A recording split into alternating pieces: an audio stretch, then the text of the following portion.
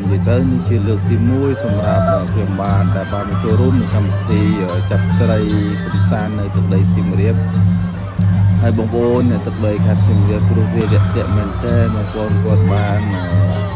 ដល់ជាកន្លែងស្នាក់នៅកន្លែងងូតទឹកទាំងគាត់អត់ស្គាល់យើងទេប៉ុន្តែគាត់ស្រឡាញ់បងប្អូនខ្មែរយើងគឺមែននិយាយថាទេហៅថាចរិយាហ៊ាន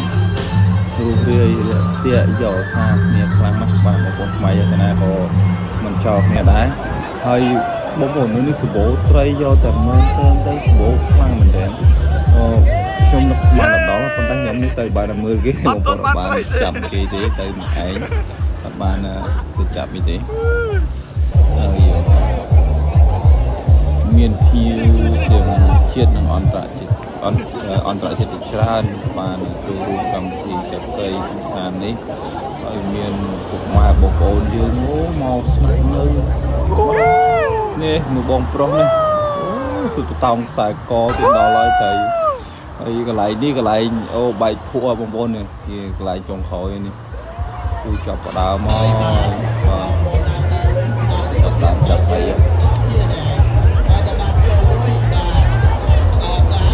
អ្វីដែលសំខាន់នោះគឺបាទមានតាំងពីតារាមានតាំងពីបងប្អូនបាទអង្គគាត់ធ្វើវីដេអូនេះច្រើនបូករួមទាំងខ្ញុំមកកំសាន្តជាមួយនឹងគេដែរនេះបែកភក់បែកទៅបាំគេហើយអញ្ចឹងសង្ឃឹមថានឹងមានឱកាសច្រើនទៅឱកាសក្រោយទៀតក៏បានចូលរួមកម្មវិធីនេះ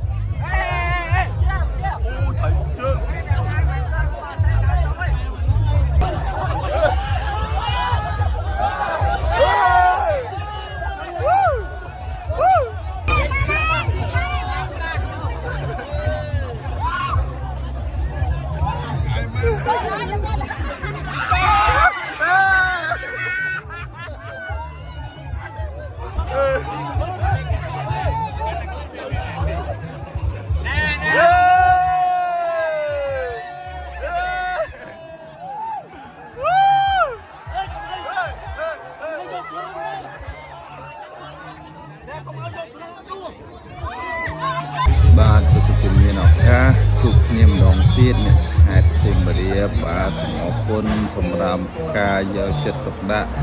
និងរាប់អានបាយ